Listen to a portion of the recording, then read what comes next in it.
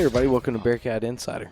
My name is Travis Marsh. I'm assistant coach for the Pilot Point Bearcats. I'm here with Chance Kirby, the resident contrarian, as well as marginal athlete, realtor extraordinaire. What else describes you, Chance? That's pretty accurate. I'll go with that. Okay, all right. Well, we're Depends here. on who you ask, really. They don't really want to know what I think about you. Here we are. Well, it's the Ponder wrap-up show. What do you got for me?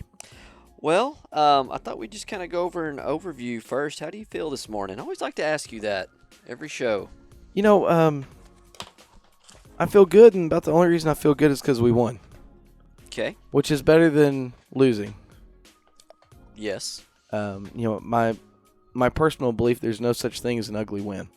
There's no such thing as a pretty loss. It is what it is. There's no asterisks. There's no style points or anything like it. So, you know, you never in a million years would have thought that I was just happy to get out of Ponder, Texas with a win. Except, and I warned y'all in the pregame show, is that's a good football team. It was. And they were good at what they do. They believe in their scheme, and their scheme is very much a tool that they use very well to keep games manageable and keep them close. But then their scheme also cost them at the end of the game. It did, but they never broke the plan. No, and they had a plan. They executed the plan. And so I was happy to get out of Ponder with a win. I thought that our kids, for the most part, competed really well. I think we have some problem areas, and I'm sure that you're probably going to bring them up. But, yeah, that's what we're here to do. Well, isn't that my job? Yep. You know, I'm a little disappointed in you, actually. Thank you. Well, you know, before this podcast, I would just watch a game, see that we win, be happy to take the win, and then I'd be worrying about something else until Friday when we play Boyd. But now, since we do this podcast, I feel like, because you get on to me if I'm unprepared, that I have to watch a game film and come with some knowledge. And then the more I watch that game, the more, kind of like you coaches say, the more questions I had than answers after watching it. So yeah, you know, sometimes there's some games where you have a question and you get the answer, but the answer causes 5 more questions. And that's kind of where I'm going to go. And then to steal one from John with his keys to the game before, I got notes. So we're gonna go over my notes as we go. It's about 5 pages of notes. It is about 5 pages, but I'm sure we won't get to all of them. Good. But anyway, let's go to our first commercial break. When we come back, we'll start going over the in-game happenings, so to speak. Let's do it. There is no better source for local news than the Pilot Point Post-Signal. Pilot Point Post-Signal has been covering Pilot Point since 1878, providing award-winning, top-notch coverage of Pilot Point and the Pilot Point Bearcats. You can start your subscription today by going to postsignal.com and signing up for their special, which is 2 months free of the digital and print copy, or you can call their phone number at 940-686-2169. The Pilot Point Post-Signal, the best source for local news. Puzzle Barbershop and Salon and Southern Junkies has been home of the Bearcats since 1973. Whether you are looking for a classic crew cut or the perfect game day outfit, we have you covered. We carry a few fan favorite brands including Hey Dude Shoes, Judy Blue Jeans, Z Supply Clothing, and Orleans Candle Company. Come check us out on the north side of the square in downtown Pilot Point or online at www.southernjunkies.com, and that is junkies with a Z. And don't forget, go Bearcats! Thank you to those sponsors. Now let's get on into the game. First play I was going to want to listen to is that opening kick. How big was that to get a turnover that fast? Well, let's go ahead and take a listen to it. Okay. So it's only a two-step approach. It's kind of a pooch kick field at the 20. It's going to be returned. They're trying to reverse field. And the Bearcats doing a good job of chasing it down. Preston Webb there on the tackle. Ball hits the ground, comes out on the sideline. Opening kickoff. Pilot Point gets a Twin City turnover. Perfect. Man, that's +1 possession. Okay, and for y'all that are wondering what +1 possession would mean, some of you, of course, know what +1 possession is, but that means that we stole a possession from them. They fully expected that they were going to get the opening kickoff, and they were going to have offensive drive number 1, that if the course of the game would have taken place, that would have wasted somewhere between 5 and 7 minutes off of the first quarter. And we robbed them of that opportunity whenever Preston forced that fumble on the opening kickoff. Great play by Preston, and you're right. It immediately knocked them out of the game plan. Yeah, that you know, I they mean, intended to do. Especially because that means that basically we get to receive the ball at the beginning of each half, and so, you know, that's huge in just regards to us starting fast. And then I'm sure that the next play that we're going to go over is the next play in the game. Yes, let's listen to that real quick. Left, Max Holler, handoff up the middle to Ish Harris, right up the middle. He's going to break a tackle inside the 10. Oh, no, he spits it up. He's number 77, Jacob Scott, the lineman, caught the fumble and took it in for a Pelzel touchdown.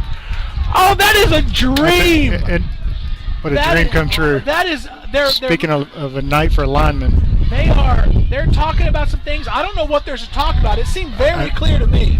Ball pops in the air. Nobody knows where the ball went, and number 77 is standing. They gave it to him. Touchdown. Oh, yeah. They gave it to him. That is a dream. Jacob Scott is running down the field to see if he can pick up an extra block, and the ball just ends up in his chest, and he carries it into the end zone. That's definitely the most exciting call that John and Ryan have made this year. I like that because Ryan's excited because obviously he was a lineman, and John's just maniacally laughing through the whole thing, which is just great. Well, you know, and we've been working on that play for weeks of the pitch. You know, where Ish fakes that he's fumbling and it's actually a pitch to Scotty, and you know we called it at the right time, and everything that I just said is absolute bullcrap. Sometimes it's better to be lucky than it is to be good. And I give it up to Scotty for finishing the play, taking it into the end zone. Yeah, without breaking stride. Yes. Like it was planned almost. Yeah. However, it was not. But, you know, usually when you hustle, you put yourself in position to make a lucky play. And what Scotty was doing was hustling downfield to try to lay blocks. And so hit in the chest with a football. His hustle paid off. And then I sure noticed those last 7 yards that he was toting the mail. There wasn't anybody that was trying to go lay a shot on him. No, I'm not convinced that anyone even knew where the ball was. And then I thought it was interesting when you watch it on our YouTube channel. You were the first one that signaled touchdown. And the refs were kind of confused as to what even happened and had a meeting. And you're over there on the sidelines. You just keep saying touchdown. Well, I'm the best official out there. Just ask I've me. I've heard, yeah. But I thought it was odd that they weren't even sure what had happened and had to talk about it. Well, I'm trying to decide a forward pitch. That's what I would assume that the discussion is did Ish try to pitch it to the lineman, and was it going forward or was it truly a fumble? You know, with it happening bang bang the way it did, I could see why there was a discussion. And I'm glad they discussed it, because if they wouldn't have, and it was Ponder that did that, I would have had a big problem with it, and I probably would have tried to cause a stink that they pitched it forward. But you know, they did their job, and for once on that night, they got the call right, and you know, we benefited. But no, it was, you know, it just happened, and the ball bounced our way that time, which it didn't even bounce. It landed the right way. So just like that, we're up 6-0. We went for 2 and didn't get it, and then for the second time in 3 plays, we're kicking off to them again. Yeah, that's the way you want to start it. We kick off to them. They start the ball or their drive on the 40, and then it was exactly as you promised on Thursday. It's funny, I'd made a comment this week. Someone on Saturday posted that how is the game this close to Ponder, and I posted the link of the scouting report and said it was promised. If you would have listened, you would have known it's not the same Ponder. No. Man, they did exactly what you said they were going to do. I mean, it's just dive right down the field. I was really impressed with number 26. I did not name him as one of the players to watch, and I foolish me. I guess he was scorned. Yeah, foolish. Show you. Foolish me, because he ran tough and he ran hard, and he was a good player, and I think ultimately it cost them the game that he gets out of the game plan in the second half. They stop giving him the ball in the second half. I mean, I guess thank you, Ponder. Great. I mean, I like that plan, being an opposing coach, because he was kind of the key cog that kept the grinder going. It fit perfectly into what they wanted to do. They basically took 3 downs, just about 3-point-something yards a carry, and then a little, sometimes had to go for it on 4th, and it was just a push, and then they just kept moving. But that clock kept running. And so they take it down, 11-play drive. They score there on a quarterback what keeper. What would you call that? It's quarterback keeper. To keeper. the left, yeah. Snap. This is going to be a dive to Terrence. No, quarterback keeper around the left side. Let's see if Avery Smith can get to him. Avery Smith couldn't get to him in time. And if you watch the play before that on film, the person responsible for the quarterback was not out there at all. And so they ran the exact same play that they ran the play before, and this time the quarterback pulled it, and our guy that was supposed to be out there still wasn't out there. And so that put us out of position, and, Avery tried to make a play and just couldn't get there. So There's just not enough green grass between. Well, when when you're the free safety lined up in the middle of the field and you do have to honor that fake, it makes it tough. But, we should have made the play, but that goes back to exactly what I said during the pregame is it's assignment football, and you have to do your assignment with monotonous regularity. Otherwise, you're going to be the guy that gives up the big play. And so somebody didn't do their job. Somebody gave up a big play. And then they kick off to us. We start our drive on the 49, and then we just start moving back down the field again. When we had the ball in this drive, things were moving pretty well, and we went right back down there and scored again like we wanted to. Max Holler takes a snap. It's going to be a quarterback power left. Max Holler gets in. His first touchdown back. That's a Pelzel printing touchdown. And I think that's credit to the offensive line. I thought they did a pretty good job most of the night. And I know we'll probably get to this later on or throughout the podcast. They had some penalty issues throughout the night. The offensive line did. I think most of the time it was just lack of focus with the false starts and whatnot. Yeah. And then, there were a couple holding calls. And I was going to ask you about that. In that drive, we had 2 false starts and a holding penalty in that drive alone. Was there something like in the Whitesboro game, you said they had a call bounce. Was that going on? Or Ryan in the broadcast said he thought that the refs were being just a tad picky. There was no bounce call that the kids made us aware of. And if they would have, we would have notified the referees just to check it out and whatnot. But, I think Ryan was onto something whenever he did say I think it was our second drive that, he thought that it was just the linemen readjusting their stance, which is perfectly legal. And so I think there was a little bit of that, but I'm going to chalk it up to just lack of focus. Just put your hand in the dirt and let's get after it and stop trying to readjust your stance or whatever. So I'm not ready to let the kids off the hook and say that it's all the refs and that they were being too picky.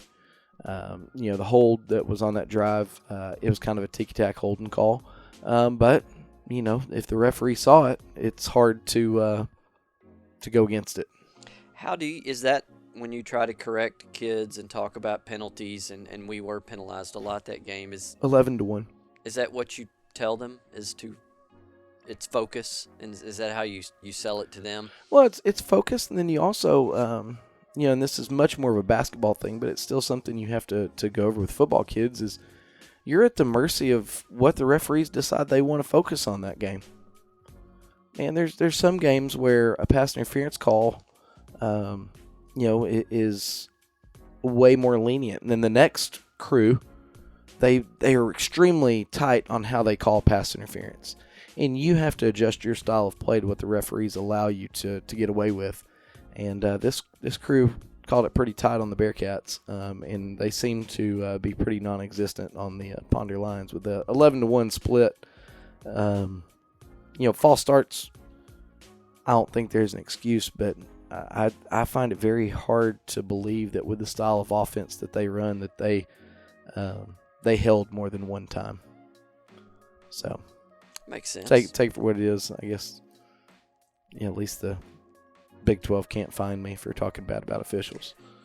And they don't listen, I'm sure. Yeah. But if they do, sponsorship opportunities are available. So, like I said, it's 12-7. We went for 2 again, didn't make it, and then we kicked to Ponder, and they started on their own 42, which is kind of crazy because I told you this morning, I'm not against Ponder in that game having a short field because you give them more yards, it's more time for them to burn off the clock.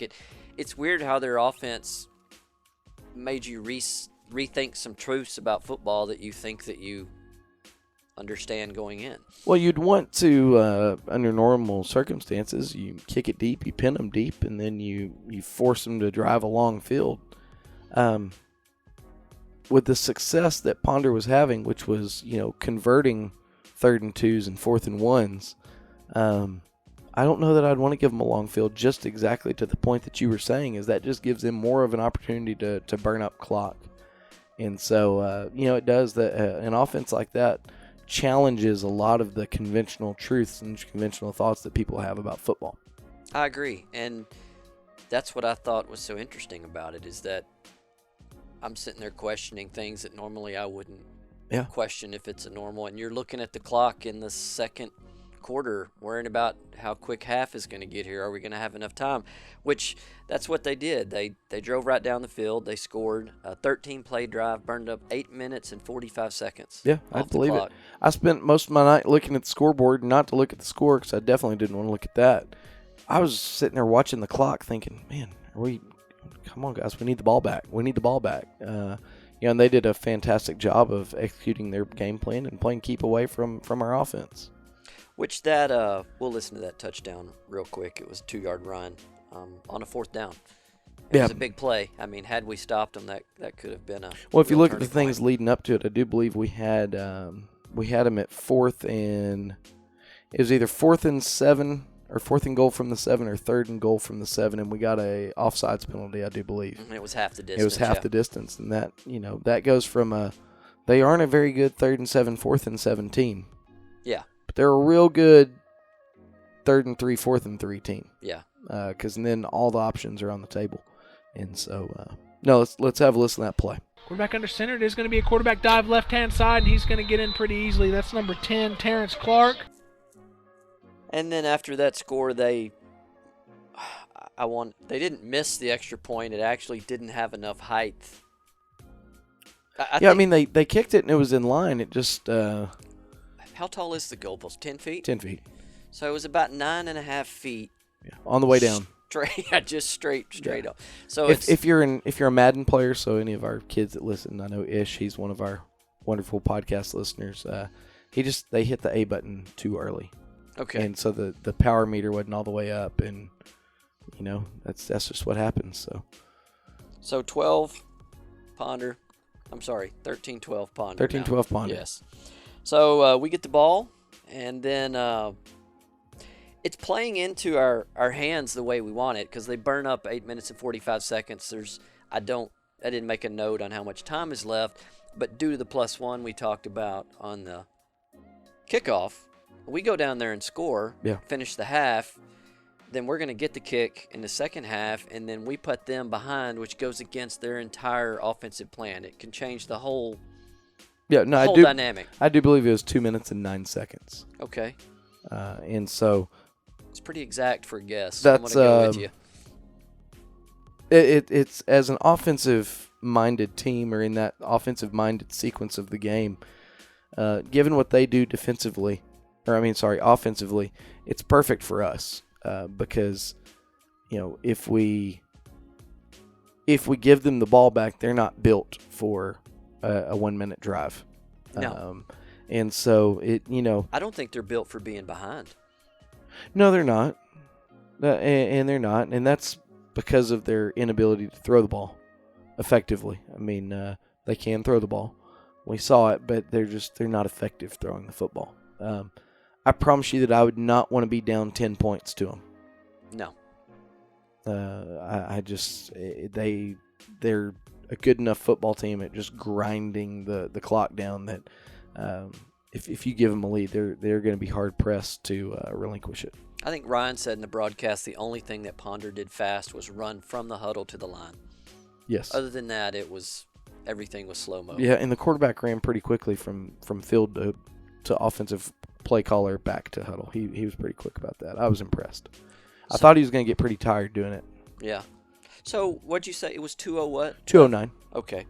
So we drive down the field and we're moving pretty good, and then picky refs or whatever, we kind of shoot ourselves in the foot. We get a holding call and a false start on that drive as well, and then we end up not scoring. There was the field goal ever an option? I mean, I know we were going to be kicking into the wind, and I don't know what his range was. It was a pretty stout wind. It was. And so we knew that we were going to have to put him close enough to where, we want him to feel confident. You don't want to roll him out there for a 55-yarder and then have something tragic happen, like they put number 10 back there and, they catch a short kick and now we're playing games.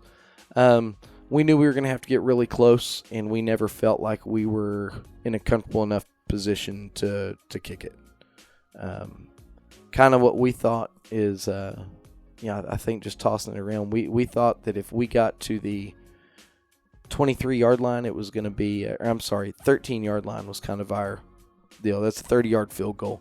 Mm-hmm. That's where we were confident, just due to the wind. I mean, it was howling, blowing right in his face. And, that doesn't mean that the kicker's not capable. It comes down to confidence of if he has a shadow of doubt that he's not going to make it, he's probably not going to make it. Especially in the conditions. Yeah, and so, you want to protect the kid in that sense. And when Joel's a senior, probably roll him out there and try it, because at that point he's done it enough and everything to where if he misses one, it's just like, oh, man, okay. But in a pressure game like that, you don't want to, kill the kid and put him in a position to not be successful. And one play in that drive I did want to mention. Matter of fact, I didn't plan on playing it, so I'm going to go off course. I'm going to plug it in. Okay. We are going to play it now in this podcast. Yeah, 3rd and 20 here, empty backfield, but we are throwing into the wind. So Max Holler takes a snap. He's dropping back to pass. He's immediately pressured. He escapes a sack. He's going to turn the corner. He's going to get back to the original line of scrimmage. Tiptoe, stay in bounds, and he's going to get from 3rd and 20 all the way down to the 20-yard line. I think that's enough for an Irish real estate first down. How he escaped the pressure for a sack this is what we've missed from Max Holler. That 20-yard run by Max on 3rd down, tiptoeing down the sidelines, that was a heck of an athletic move. I mean, I still don't know how he did that. The craziest part of all of it is as he was running past me and it was down our sideline, he was coming down the line straight at me, and then he goes upfield, and when he starts going upfield, it closed up on him in a hurry. It really did, and a Ponder player had full momentum, and they actually went to try to go push him. And whenever they pushed him pretty high on his shoulder pads. And I don't know how he did it, but while tiptoeing and getting pushed, he miraculously stays in bounds. Probably because Max is a heck of an athlete, and he's a strong kid. He's one of our better kids in the weight room, especially for his size. And to have the strength to withstand that, and then he kind of did half a cartwheel dive over the yard marker. It was impressive. And that's just Max doing Max things. There's no offensive play call that does what Max did right there. Max magic, right? Yeah, I mean, there's no offensive play call, and then the other side of the coin is there's no defensive play call for that either. You can't put all 11 dudes on Max because he'll make you pay then. Well, and I don't know. You may know, and you may not want to tell me. It wasn't even real clear if that was a called run or if it was a pass that he decided to run. Either way, it worked. It was great. It was a successful play due to the result. Yes. So we go into half. We're down by 1. And I always ask you every time, how was the locker room? I mean, you're getting the kick, so you kind of feel like you still have them where you want them, even though you couldn't punch it in right there. It was tense because we'd been shooting ourselves in the foot. Mm-hmm. I guess that's the best way to describe it. We had dealt with penalties. We had dealt with missed assignments. We've dealt with, we just weren't clicking the way that we thought we should be clicking. And so that's a twofold problem. The first problem is that's happening. The negative things exist there. The other side of that problem is Ponder being effective running the offense that they run adds so much pressure to every time you have the ball, because you never know when you're going to get the ball back. And so those things coupled together created some tension. And was it tension like the movies? No, we didn't go in there yelling and screaming at each other and this and that, but the kids wanted to be in a better position than where we were as a team. The coaches wanted to be in a better position where we were as a team, and we had to get some things hashed out. I'd gotten into it with one of our players going off the field and walking to the locker room. The first thing that I did is I went and I found him and I told him, I was like, hey, man, it's in the past. It's done. It's over with. And the first thing he said is, Coach, I'm sorry for mouthing back. I said, we're all in this together, man. I love you, and I love you too, Coach. I said, hey, let's go get it. And so was it tense? Of course it was tense. But I don't think the tension ever divided us. And I think that's on both parts. The coaches were making sure that it didn't, but gosh, the players were doing a great job of taking the coaching, not taking it personal, even though nobody wants to hear the bad things they do. They didn't take it personal to the sense where they felt like we were attacking them as a person. But our goal as coaches is to try to put the players in a position to be successful, and sometimes that does require feedback from the players.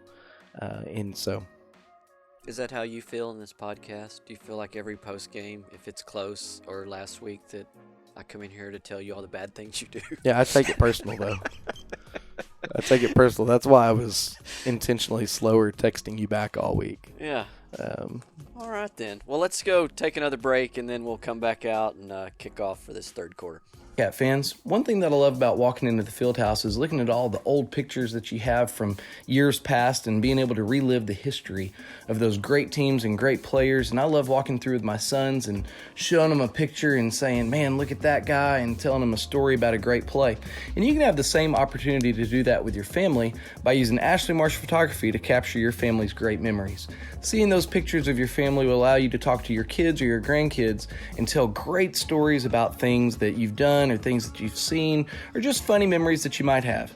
So if you ever want to document your family's history, please contact Ashley Marsh Photography. You can find her on Facebook, on Instagram using Ashley Marsh Photography, as well as her website, ashleymarshphotography.com. Located in Pilot Point, Texas, the Chandler family has been making custom cabinets for over 40 years. As a team, Chandler Cabinets is committed to designing and building the perfect cabinets for you.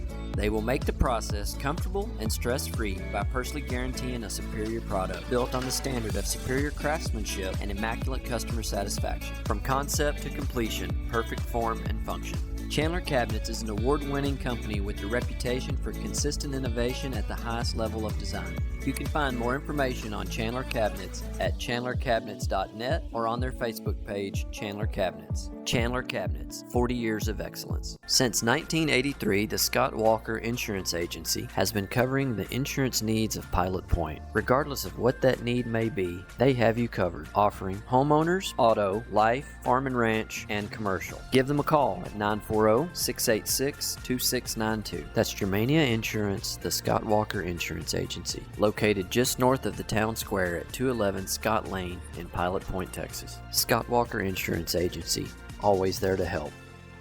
We want to wish our varsity cheerleader, Abby, a great senior year. Love Mom, Dad, and Michael. Hi, I'm Greg Pelzel. Here at Pelzel Printing, we do custom embroidery, custom screen printing, and promotional product. You can reach Greg Pelzel at 940-453-5443. Go Bearcats. All right, thank you for the word from our sponsors. We're back for the opening kickoff of the second half. What you got for me?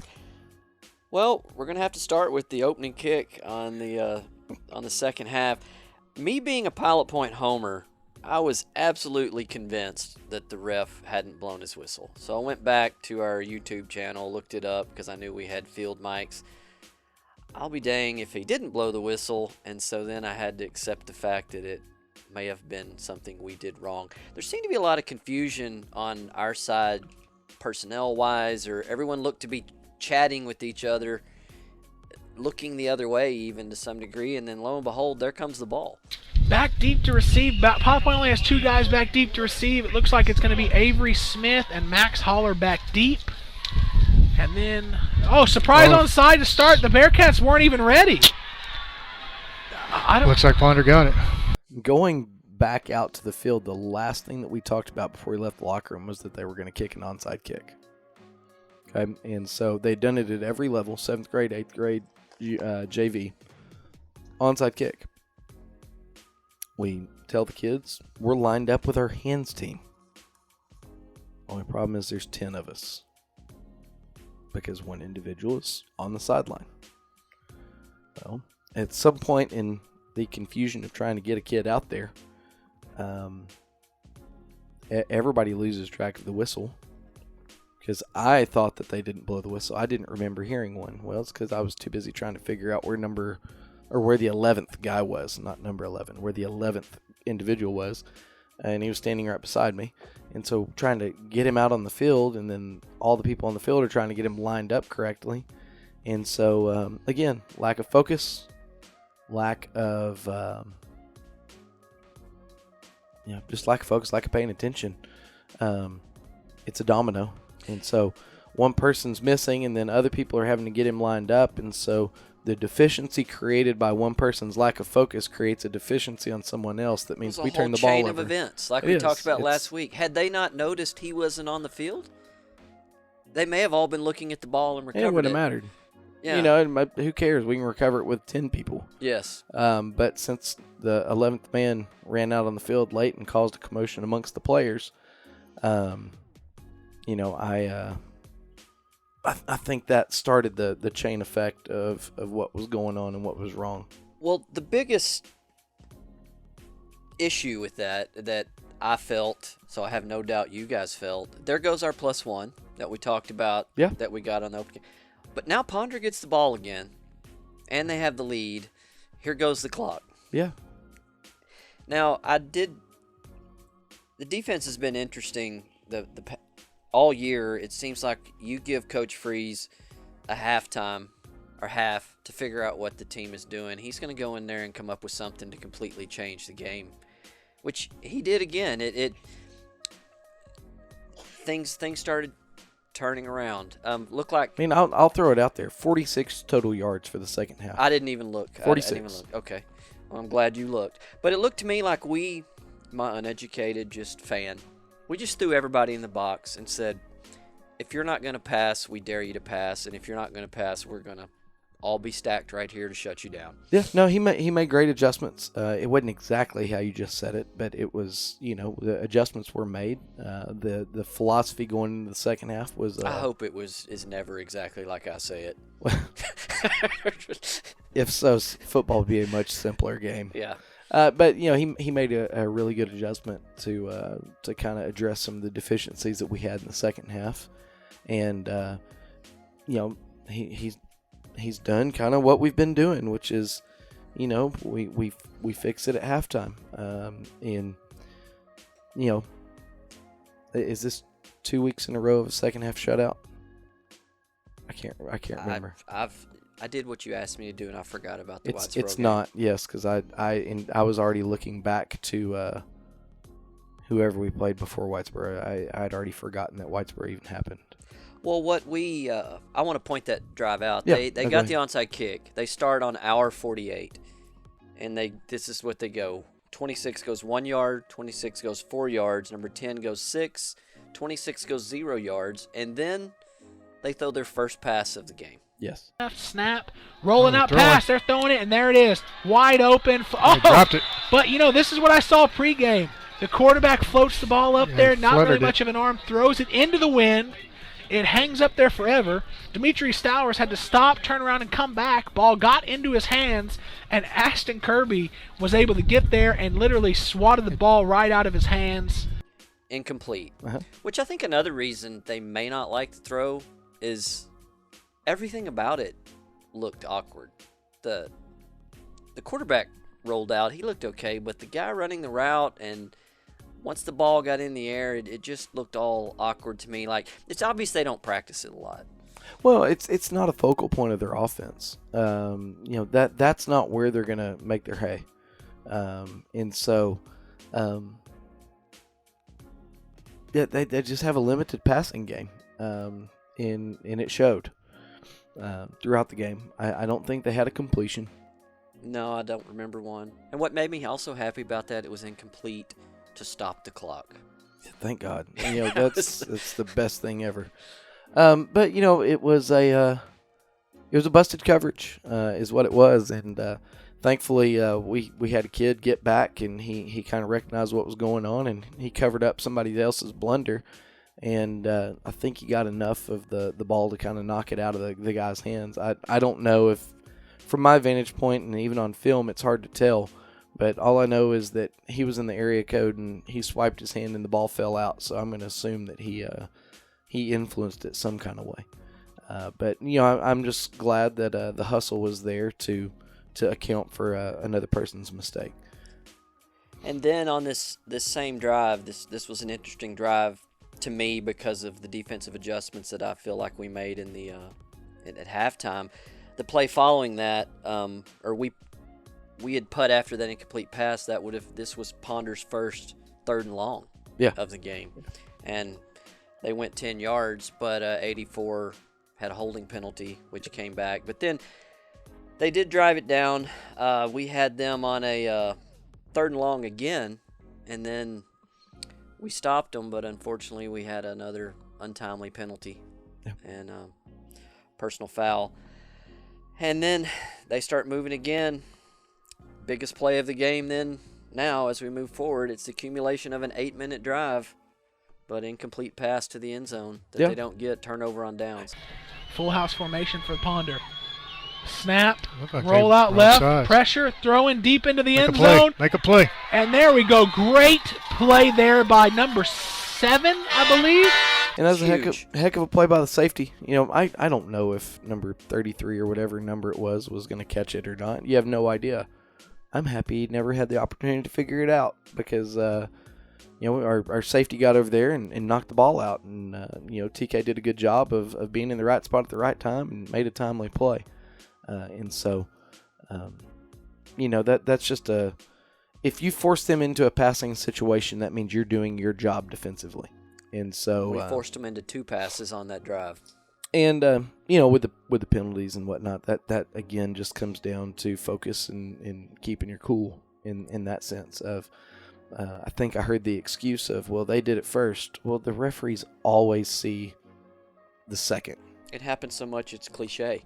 Yes, and I use it at home often. And refereeing all my little Rugrats, and so. It is what it is. I'm just glad it ended up working out in our favor. Well, I never want to say never, but to me that was it. Had they scored right there, burning up 8 minutes, it was a tough enough hill to climb as it turned out anyway. It would have become Mount Everest at that point. It certainly would have put us behind the 8 ball because you're having to fit 2 scoring drives in basically 1 quarter sandwiched around whatever they do. Mm-hmm. And so it was fortunate for us that we made the play at the goal line that we did. So we get the ball on our 10. We don't do much with it. We go 5 plays and punt, but that at least puts them down on the other end. And while we talk about that with that punt, Jay Cox had handled the punting duties, and I thought he did a fantastic job. He's a heck of an athlete. He's the Swiss Army knife, and that just is one more blade that you have folded up in there, is that he's a heck of a punter. And so, hats off to him for stepping in and doing a fantastic job. Yeah, and it's hard enough for some 3A schools to find 1 punter. Yeah, much less 2. 2 and 2 in the same house. Yeah, and we have another one as well. I didn't know that. He is. He's a youngster. He can boot it. I'll let you keep that one. On the down low. You're not going to get much more out of me than what you just got. So Ponder, after the punt, starts the ball on their own 40, and then defense keeps doing what they do. 5 plays, turnover on downs again. Yeah. And speaking of punting, Ponder really had no interest in punting. Well, through all the film that we watched leading up to the game, special teams was not their bag. I mean, it was just that they aren't very good at it. I guess there's no way around it, and I hate to say things like that because it makes another coaching staff look awful. And so I don't mean it disrespectfully, but they're just not. So sometimes it's better to take the chance of going for it on 4th and 2 than it is to snap the ball over your punter's head or have your punter shank one or, have to go kick and cover. I will say their kickoff return team is pretty good, though. Yes. Especially whenever we kick it to number 10. That helps to get the ball in the hands of their best athlete. But they were hell on wheels on kickoff return. So. Well, we took over on the 38, and then it was our it wasn't the best drive we had the whole game. We actually netted 10 yards. We lost 10 yards on the drive. We had another false start and a holding, and then we had to punt back to them. Well, and the bad thing about a drive like that is we're getting in our own way with, just penalties that are from lack of focus, lack of execution. And so that's frustrating because, again, not to beat a dead horse, when they get the ball and you're down by 1, you don't know when you're going to see it again. And it's untimely, but also, if you want to put a positive spin on it, it doesn't hurt that they're put in that pressure cooker type situation to prepare for 3 weeks, 4 weeks from now. Yeah, no, I mean, a loss is only wasted if you don't learn lessons. And in this sense, a win is only wasted if we don't learn lessons or if we don't gain from it. And sometimes I know last year we beat them 71-0. That game does nothing for us because you're just better than them. Mm-hmm. Well, now putting our kids in a pressured situation where they have to perform in late in games, we gained something. And now we didn't put ourselves in there on purpose. I would have gladly taken the 71-0 instead of what we got. But there are things that can be learned from it. On a humorous note, how much, let's say it was the year prior with the same weather, at what point, how far do we have to get ahead for you to put on a jacket? It ain't happening. Okay. So even if it was that cold when we beat them 71-0, yeah. You're saying you still would not have put on a jacket at all? Okay. Good to know. No, and there's a point to not wearing a jacket. It's not just to, just to flex. Prove it. I don't know. And there's not much to flex. But it's one of those things that the way I see it is the kids are out there, and of course they're running around playing. I'm just being a mime on the sidelines and coaching. It's just to me it's kind of a mental thing. Oh gosh, it can't be that cold. Coach Marsh doesn't even have a jacket on, and so I think it's just a mental thing, and it's a good thing to put forward. If you go out there and everybody's dressed in parkas and bundled up like it's negative 40 degrees, that's going to have more of an influence on a kid's psyche and a kid's thoughts on the game as opposed to just acting like no big deal. Just another game. Yep. Well, when we punt to them, they get the ball on their own 49, and the defense steps up again. Ponder goes 0 yards, 4 yards, 7-yard loss on a sack, which should have been about 13. Those of you that watch the replay on our YouTube channel, terrible spot. And that was Ponder's actually first 3 and out. Oh, stunt play, pass play. Ponder's not going to have anywhere to go. Big sack there for the Bearcats. So they punt back to us with 7:54 left. And I know you make it a point not to say anything positive about Aston because you don't want anybody to think that there's any motivation behind you and I doing a post-game show to spotlight him. First off is if you would have told me that 2 of the key plays in the game were going to be a sack by Aston Kirby and a rushing touchdown by Jacob Scott, to go back to what you told Coach Freeze, I would have called you a liar. Yeah. But, people stepped up and we put, not we, Coach Freeze put Aston in a position to make a play. And, it paid off for us. It paid dividends. And, per our text conversation, this ball was spotted as a 6-yard loss due to forward progress of the quarterback. all of those 7 yards that we were driving him back and driving him into the ground and obliterating him don't count. It counts from when you made first contact and the ball carrier is not making a football move forward. I hate to sound like you, but they were not consistent on making that call the entire game. The only thing they were consistent about is throwing yellow flags on the Bearcats. I'll agree with you. Yeah. Normally I don't agree with you. I Yeah. think you're a little sensitive with the refs, but I do Yeah. agree with you on that. So 7:52 left. They give it to us, and I'm feeling good at this point. Because, Oh yeah, you can feel the momentum. yeah. Kind of, that sack, and the defense had been playing lights out all half. Offensively, we felt like we were trying to find a rhythm, and the stupid penalties would just kind of snatch it from us. And so we're like, man, we got this going on. And and Ryan mentions it on the cast. I felt like doing to Ponder what they had been doing to us. I thought, man, we can take our time, drive this down here, and give them the ball with hardly any time left, which is going to totally rock their world because it's not the offense that they want to run. Yeah. They're not a quick strike team. But we get down to the other end in striking distance, and there comes another false start. Yeah. And we kind of just have that trouble again. And I know we've talked about it, that I don't know what the reason was, but they keep showing up at the most inopportune times. And then, unfortunately, we had a fumble with Max just trying to be Max and make a play, which that's acceptable. You can't get a guy that does all the magic that he does and not, in my opinion, maybe you have a different opinion, but it's going to happen.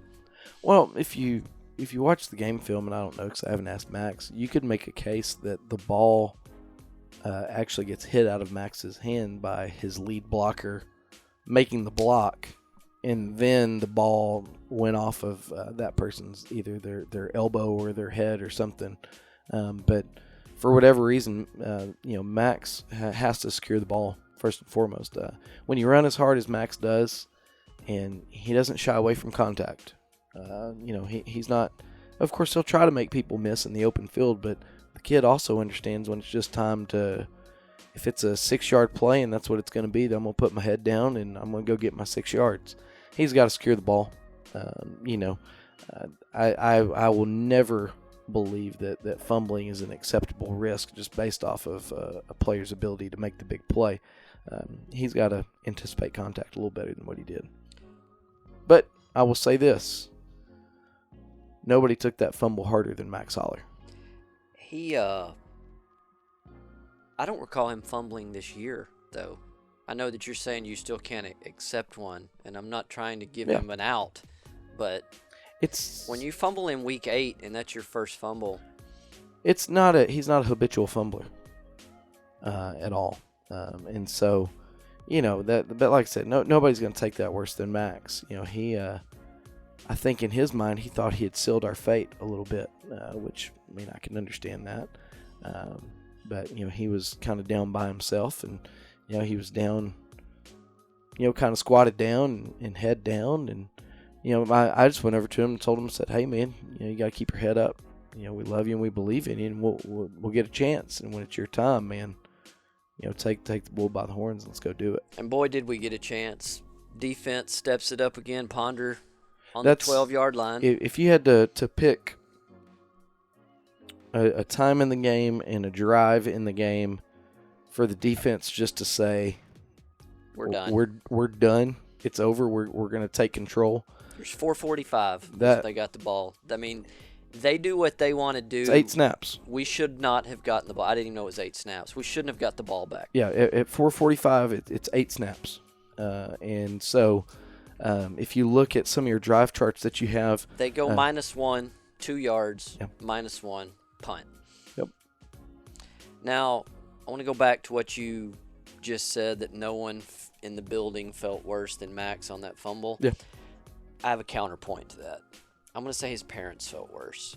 Because when Ponder punted that ball, I knew, and here we go, talking about my son, which I try not to do. I knew Aston was going to try to make the catch.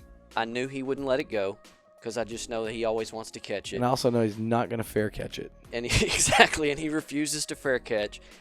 The minute that he fumbled that ball, that's why I can speak confidently saying, and I know Aston probably felt terrible, especially if he lost it, Max's parents felt way worse than Max did, I promise you, when he fumbled that ball. Yeah. It's awful. You think when your kid's playing Pee Wee, man, when he gets to high school, this is going to be great. I'm going to get to watch him play, and, man, it's all fun. Friday night was not fun. It was not fun. When he dropped that, I don't know how many seconds until they said it was our ball. That was a miserable, miserable 4 or 5 seconds. Well, and I made the joke with Aston today whenever I saw him is he going to try his behind the back move anymore? And he goes, Coach, it was the sleeves. I'm actually going to do what you said, and I'm never wearing sleeves again. Yeah. It's like, well, there you go. If I can do it, he can do it. Exactly. Hey, well, you just covered that. And there so, you go. it was. I'm just glad that we got it back because I don't know if we could have recovered from fumbling, playing lights out defensively, and then fumbling again. It would not have been a good situation. I agree. And then we start the ball on our own 48. Max runs 4 yards. And then, as John Little so aptly named him in the play we're about to play, Big Play Jay shows up and 56 yards. So let's listen to that real quick. Close. 2nd and 14 here. Holler takes a snap, roll out right. I like that we're rolling out, throwing the ball deep down the seam. Jay Cox caught it. He makes a man miss. Can he pick up a block? Okay, Jay. Jay Cox, play of the game, huge touchdown. Ball was underthrown just a bit. Jay Cox comes back. Gathered on the second effort. Almost dropped it. He almost started running before he had it, didn't But no, almost doesn't count here. No. He caught the ball, then made a man miss, had Avery Smith in position to make a block that ultimately he didn't have to make. Wow. And, man, talking about a big play in a time you need Big it the play, most. Jay. Pelzel printing touchdown on the huge pass from Max Holler to Jay Cox. Stressing me out up here. I don't need any more help losing the little bit of hair I got. How was he that open? Kid made a play, and he stepped up, and I guess he hit it in high gear and got open, and Max gave it the old heave, which was an impressive throw because he's running to his right, and Jay is either in line with him or slightly behind. This wasn't a normal. I'm rolling out to the right, and the receiver's moving from left to right into my field of view, and I can just throw it with my momentum. Max was moving to his right, and he slung it on out there into the wind, probably about 30, 35 yards, and then Jay did the rest. But he made it exciting, the catch. You know, speaking of hearts dropping, I don't know why, and I don't know if it's just because we're all of a sudden turning into the cardiac cats, or what's going on. But Jay, next time just catch the ball. You don't need to bobble it. But I was thinking, man, the way this night's going, that would have been what happens is we have a free runner and he drops it, but he didn't. He caught it and made one move and he was in the end zone, and the rest, as they say, is history. Yeah, and then it was the worst position for Ponder to be in with what their offense was then. Then their plan turned against them. Yeah, not enough time left, and they can't throw. It was under 2 minutes or around 2 minutes. They had the ball. They did have a couple timeouts, and they tried to go back to bread and butter the first play and give it to the fullback. It didn't work out. They ran another pass play. It didn't work out. Then they went back to bread and butter and gave it to number 10 on kind of a counter trap. It didn't work out, and then they tried to throw it back to the quarterback, which if you put throwbacks to the quarterback in, both teams put together was 0 for 3. So not a good plan on that night. Not a good night for that. But, we got to finish the game in the best play call in history. Yes. It's victory. Yeah. And so we nailed it twice, and we're able to get back on the bus and go back to Pilot Point, America, victors. Statistically, wanted to point out that Ish surpassed 1,000 yards. He did. Now I think Max probably went over 500 for the year. I think he's at 585. Okay, so he was probably already over 500 going in. his passing yards, he was effective throwing the ball. I think he was 5 for 6. 5 for 6 for 77 yards. Okay, so and one huge TD. Yeah, the one TD when we needed it the most. Leading receiver was Jay, 69 yards. Yeah. And one huge TD. Defensively, I have no idea how they would get tackles after, the massive humanity that was their offense. Jay and Tristan's who came out on top on the stat sheet. I believe it. Those two are pretty active all night. Well, that's pretty much your game summary. That's all I had. I've went through all of my notes now. We made it. It wasn't as bad as you thought it was going to be. No. Anything you want to say in summary? We did make the playoffs. Is that yes, correct? We are mathematically in. So now it's just where we finish. We can finish anywhere from 1st to 4th. Okay. So next week we'll have a lot to do with that. Yes. It's a big game. Next week's a big game. I guess Boyd considers it a rivalry. Yes, I think they do. They were trolling us last week. Yeah, and it's just it's our next opponent. We're not going to roll out anything special for the old Boyd Yellow Jackets. We're going to go out there and try our hardest to win a football game. And you'll learn more about them on Thursday morning. Oh, I do have one question. Yep. I spoke to a fan. We have a listener, and we have a lot of listeners. Well, yes, but I mean one that stopped me and Okay. had a question. He didn't mail it in with a stamp, but Oh. he asked me a question, and he asked me to ask you the question. And Okay. I forgot. I should have asked earlier. Great, now you're putting me on the spot. Yeah, but Keith Williams sat on and talked to him on Thursday, and what he asked me is in these post games, he says Marsh never says what he does. What does he do to fix these problems? What is he going to do to change things? And I said, do you even know what Marsh does? And he said, no. So what I'm asking you is not so much his question. What do you do for that? I know you, so I assume that everyone knows what you do, but they don't. So I know you have defensive ends because we talked about it in our show. But what are you responsible for? Well, so just the whole rundown. Football wise, I'm not really the junior high coordinator. We have Coach Salinas for that, but I guess you would say that I'm the organizer of the junior high. And I organize our practices down there, and I'm the game time head coach for 7th and 8th grade. So I travel with them. I get to coach my son, which is fantastic. It's a good experience for me. I don't know if it is for him. And then Special guest in the future. Yeah, no, he doesn't need to talk about what I do to him. But yeah, other than that, my high school responsibilities, I coach defensive ends on defense, and then on the offense side of the ball, Coach Lane and I coach the receivers. And then, on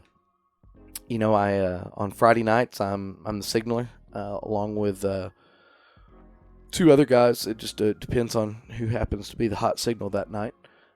So I'm just one of the signal club there, and other than that, I help out wherever I'm asked and whatever I'm asked to do. I just enjoy being a Bearcat. So if someone has specific defensive end or receiver questions, I'm the and guy. they want answers, ask. I'm the dude. If they want to know why the punter placed it here instead of there, I'm not the guy. You're not the guy. I'm not the guy to talk to about punters. But it's one of those things where all the coaches have a very specific role that we fill, and I just try to coach them up the best that I can. And sometimes I forget what game it was. I think it was Paradise that the defensive ends had a pretty rough game. And you talked about it. Yeah, I try to accept responsibility for the things that I have control over. And well, not to diminish what you do, but if you had much more responsibility, one thing you probably wouldn't be doing is this podcast. Yeah, well, and the year's just going to get busier. I'm going to have 7th and 8th grade in JV and varsity basketball, and then I'm also the head girls track coach. And so I can't wait to argue about track. Yeah, we're going to go round and round about that. But, we also had the opportunity, Coach Price afforded us the opportunity to run off the cross-country meet. So now I guess we are cross-country meet organizers or directors or the idiots who volunteered. I don't know. But so our plates. I like to look at us as the guys they knew could get it done. Yeah, and that's okay too. And that we wanted to get it done. Yeah. And we have big plans for the meet next year. Mm-hmm. We're gonna try to knock it out of the park now that we have 1 year under our belt. And so I wear a lot of hats, and it's it's great. For my long-term career goals, having all the hats, I think will pay off. It's preparation for the future. That's kind of the way I look at it. Well, show us how good of a podcaster you are, and let's wrap this up. Okay, all right. First See thing, if you remember these sponsors. Yeah, first thing we want to do before we close the thing out is thank our sponsors. Without their generous support, we wouldn't be able to do the things that we do, and I'd like to thank Chandler Cabinets, Pelzel Printing, Southern Junkies, Ashley Marsh Photography, the Pilot Point Post Signal, and last but not least, Dana Walker with Germania Insurance. Without the support of those local businesses, we wouldn't get to sit down and talk about the Bearcats like we love to do. So be a good Bearcat fan and support your local community and support those local businesses. And as always, go Bearcats. Ho, ho, ho.